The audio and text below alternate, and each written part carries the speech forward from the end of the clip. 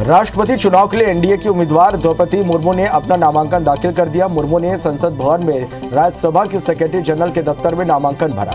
इस दौरान पीएम मोदी, गृह मंत्री अमित शाह, रक्षा मंत्री राजनाथ सिंह, बीजेपी अध्यक्ष जेपी नड्डा समेत बीजेपी शासित राज्यों के तमाम मुख्यमंत्री उनके साथ मौजूद रहे।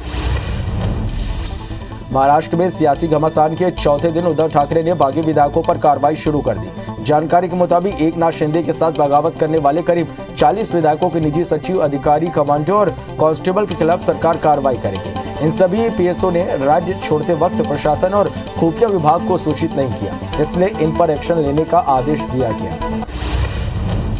सीएम भूपेश बघेल 3 दिन के बैकुंठपुर विधानसभा के दौरे पर रहेंगे। उनका यह दौरा 28 से 30 जून तक रहेगा। तीनों दिन सीएम अलग अलग विधानसभा का दौरा करेंगे और वहां के तमाम कार्यों, योजनाओं की जानकारी लेंगे। प्रशासन ने भी उनके संपूर्ण कार्यक्रम की सूची जारी कर दी है।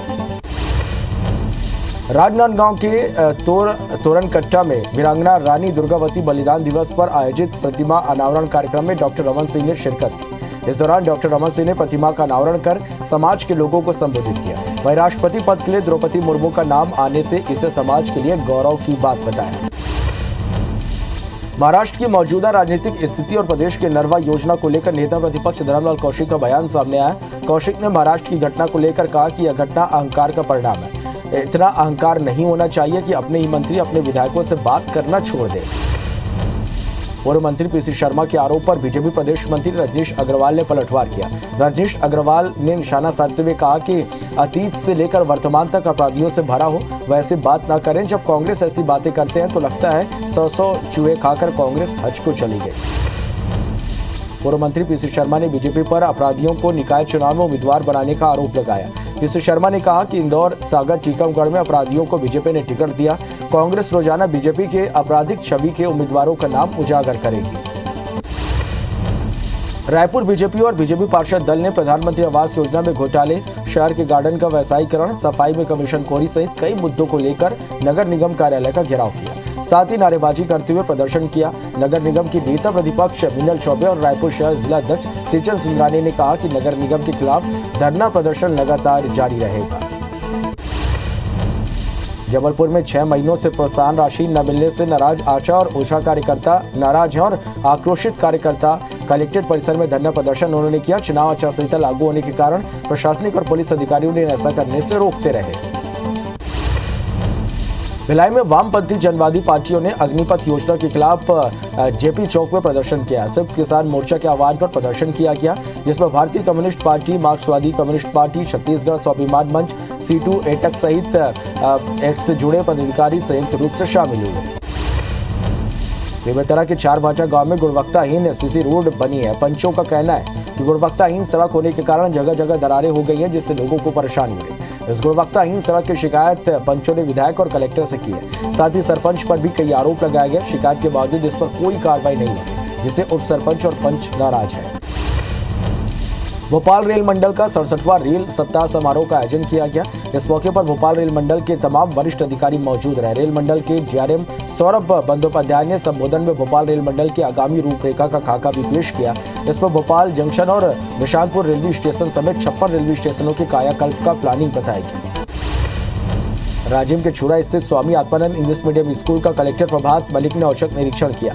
इस दौरान धीमी गति से हो रहे निर्माण कार्य के लिए एसडीओ, आरआई व प्राचार्य को नोटिस जारी किया गया। साथ ही स्कूल में क्लास लगाने के लिए रूम की कमी को देखते हुए बैठक व्यवस्था हेतु समीपस्थ संस्था में क्लास संचालन की व्यवस्था बनाने के निर्देश दिए। दंतेवाड़ा में फास्ट ट्रैक कोर्ट ने नाबालिग से अनाचार मामले में सजा सुनाई। न्यायालय ने इस मामले में दोषी अनिल कश्यप को 20 साल की कठोर कारावास की सजा सुनाई है। साथ ही 2000 रुपए के अर्थदंड से दंडित किया है। साल 2020 में आरोपी ने नाबालिग के साथ अनाचार किया था। मामले की रिपोर्ट कुआकोंडा थाने में दर्ज कराई गई थी। सरगुजा विश्वविद्यालय में नए कुलपति की नियुक्ति मामले पर हाईकोर्ट ने शासन और डॉक्टर अशोक सिंह की अपील पर सुनवाई करते हुए मामला यथास्थिति बरकरार रखने के निर्देश दिए। उधर पूर्व स्थगन मिलने के बाद कार्यालय आ रहे, वहीं विधि प्रशासन ने राजभवन से मार्गदर्शन मांगा है। बता दें कि कुलपति डॉक्टर प्रसाद 10 जुलाई को रिटायर भी हो रहे हैं। देपालपुर के मतदान सामग्री वितरण केंद्र में लगाया गया डोम अचानक गिर गया। बारिश को देखते हुए डोम लगाया गया था, जिसके नीचे कई अधिकारी कर्मचारी बैठे थे। राहत की बात यह कि इस घटना में कोई कर्मचारी हताहत नहीं हुआ। डोंगरगढ़ में मां बमलेश्वरी मंदिर ट्रस्ट का चुनाव संपन्न हुआ। चुनाव में सेवा दल ने बाजी मारी। 15 ट्रस्टियों के चुनाव में मातेश्वरी पैनल के 9 प्रत्याशी की जीत के साथ बहुमत से सत्ता पर काबिज हुए। बता दें कि ट्रस्ट के 15 ट्रस्टियों को चुनने मंदिर के 2858 सदस्यों ने 22 जून को मतदान किया था। मंदिर में ट्रस्टियों को चुनने के लिए हर 3 साल में मतदान होता है। भानुप्रतापपुर में एक मेडिकल दुकान पर ड्रग विभाग ने दबिश दी। प्रतिबंधात्मक दवा को बिना परमिशन से अधिक कीमत पर बेचने की शिकायत पर कार्रवाई की गई। शिकायत पर ड्रग इंस्पेक्टर की टीम ने मेडिकल स्टोर्स की जांच की। इस दौरान दवाइयों को मेडिकल स्टोर में न रखकर दूसरे स्थान पर रखा जाना पाया गया। वहीं जांच के लिए दोबारा टीम गठित करने की बात कही गई। राजिम के छुरा ब्लॉक में अवैध ईंट निर्माण का मामला सामने आया है। ग्रामीणों ने सरकारी जमीन पर ईंट निर्माण कर और उसे पकाने के लिए जंगल की कटाई करने का आरोप लगाया। ग्रामीणों का कहना है कि आरोपी ने खनिज विभाग से बिना परमिशन और एनओसी लिए ईंट निर्माण कर रहा। शिकायत पर खनिज विभाग ने जांच कर कार्रवाई करने की बात कही। युवाओं को नशा मुक्त रहने का संदेश देते हुए उत्तराखंड के महेश नेहलवाल देश भर में पदयात्रा पर निकले हुए हैं। महेश ने जनवरी में अपना सफर नागालैंड से शुरू किया था, जो 12 राज्यों का पैदल सफर तय कर जगदलपुर पहुंचा, जहां उन्होंने बताया कि युवा वर्ग में नशे का सेवन आम हो चला है, इसलिए वो युवाओं को नशे से दूर रहने की अपील कर रहे हैं। ट्रैफिक पुलिस द्वारा ITMS एवं सिटी सर्विलांस के माध्यम से बनाए गए ई-चालानों में पैसे जमा नहीं करने पर नेशनल लोक अदालत ने उन्हें समन जारी किया। समन शुल्क 13 अगस्त को लोक अदालत में जमा करना अनिवार्य है। वाहन चालक यह शुल्क 10 अगस्त तक वेबसाइट पर ऑनलाइन जमा कर ट्रैफिक थाना को इस संबंध में जानकारी दे सकते हैं। रायपुर के पंडित रविशंकर शुक्ल विश्वविद्यालय के सेमेस्टर परीक्षाओं के लिए उत्तर पुस्तिका का वितरण शुरू हो गया। विश्वविद्यालय में कल से परीक्षाएं शुरू हो रही हैं। इस बार ऑनलाइन पैटर्न में परीक्षाएं हो रही हैं, जिसके लिए छात्र परीक्षा संबंधित कॉलेजों में उत्तर पुस्तिका ले रहे हैं। आज कुंडवाना की वीरांगना रानी दुर्गावती का 459वां बलिदान दिवस है। वहीं जबलपुर के बरहा गांव स्थित समाधि में जिला प्रशासन के साथ लोगों ने रानी दुर्गावती को श्रद्धांजलि दी, जबकि पुलिस के जवानों ने रानी को सलामी देकर उनकी शहादत को याद किया। इस अवसर पर नगर निगम जबलपुर ने 15 किलोमीटर लंबी मिनी मैराथन दौड़ आयोजित की। पन्ना टाइगर रिजर्व में चालू वर्ष में 3 करोड़ 30 लाख रुपए की राजस्व वसूली हुई, जो बीते साल की तुलना में 1 करोड़ से ज्यादा है। टाइगर रिजर्व के क्षेत्र संचालक ने बताया कि यह राशि कोर एरिया, मंडला, हिनौता और बफर क्षेत्र के जिन्ना, अकोला में पर्यटकों की खरीदी कई टिकटों से अर्जित हुई। रिजर्व में पर्यटकों की संख्या लगातार बढ़ रही है। कवर्धा के गुड़सी गांव में तेंदुए ने घर के आंगन में बंधे मवेशी पर हमला कर दिया। गाय की आवाज सुनकर मालिक शिव यादव बाहर निकला और तेंदुए को वहां से भगाया। इसके बाद वन विभाग को इसकी सूचना दी गई। वन अमले ने ग्रामीणों को जंगल की ओर जाने से मना किया है, साथ ही सावधानी बरतने की अपील की गई है। पत्थल गांव के कुनकुरी और तपकरा के 6 गांव में हाथियों ने जमकर उत्पात मचाया। हाथियों ने 8 घरों को क्षतिग्रस्त कर दिया। सूचना मिलने पर डीएफओ के साथ वन कर्मी प्रभावित गांव पहुंचे और मौके का जायजा लिया। 27 हाथियों की मौजूदगी से किसानों के खेती का काम प्रभावित हो रहा है।